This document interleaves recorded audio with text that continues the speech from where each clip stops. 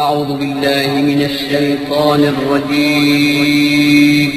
پناہ مانگتا ہوں میں اللہ کی شیطان مردود سے۔ بسم الله الرحمن الرحيم. شروع اللہ کا نام لے کر جو بڑا مہربان نہایت رحم والا ہے۔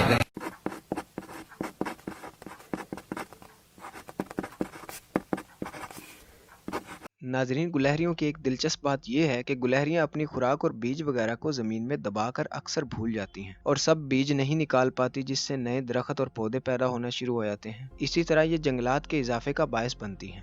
گلہریوں کے سونگھنے کی حس تیز ہوتی ہے۔ یہ جمی ہوئی برف کے 1 فٹ نیچے تک چھپی خوراک کو سونگھ لیتی ہیں اور سرنگ بنا کر اس تک پہنچ جاتی ہیں۔ اس طرح سرد علاقوں میں بھی یہ خوراک کی کمی کا شکار نہیں ہوتی۔ گلہریوں کے سامنے کے دانت ساری عمر بڑھتے رہتے ہیں۔ ایک گلہری زیر زمین چھپائی ہوئی اپنی خوراک کا 25% دوسری گلہریوں اور جانوروں کے آگے کھو دیتی ہے۔ اگر ان کی خوراک پر کوئی دوسری گلہری یا جانور نظریں جمائے ہوئے ہوں تو یہ ڈرامہ بازی کرتی ہیں، گڑھا کھو دیں گی لیکن خوراک نہیں چھپائیں گی اور اسی طرح جانوروں کو دھوکہ دیں گی۔ گلہری کا نومولود بچہ تقریباً 1 انچ کا ہوتا ہے۔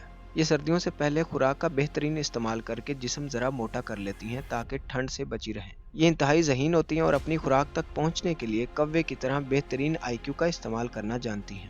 جب ان کے اوپر کوئی دوسرا جانور لپکے تو یہ زگ زیگ کی شکل میں اپنی جان بچانے کے لیے بھاگتی ہیں اور زیادہ تر کامیاب رہتی ہیں۔ چونکہ اس طرح بھاگنا رفتار کو سست بھی کرتا ہے، اس لیے اکثر سڑک پر کار حادثوں کا شکار ہو جاتی ہیں۔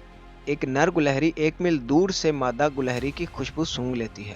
دنیا بھر میں گلہریوں کی 200 سے زائد اقسام پائی جاتی ہیں۔ صرف یہ بر اعظم انٹارکٹیکا میں نہیں پائی جاتی۔ گلہریاں 30 میٹر کی بلندی سے زمین پر صحیح سلامت اتر سکتی ہیں۔ ان کی دم اس معاملے میں پیراشوٹ کا کام کرتی ہے اور بیلنس برقرار رکھنے میں مدد کرتی ہے۔ گلہریوں کی آنکھیں اس طرح تخلیق کی گئی ہوتی ہیں کہ یہ اپنے پیچھے بھی دیکھ سکتی ہیں۔ یہ 20 فٹ کی دوری سے دوسری جگہ پر چھلانگ لگا سکتی ہیں۔ یہ ایک وقت میں 2 سے 8 بچوں کو جنم دے سکتی ہیں اور ان کے بچوں کو بھی کٹن کہا جاتا ہے۔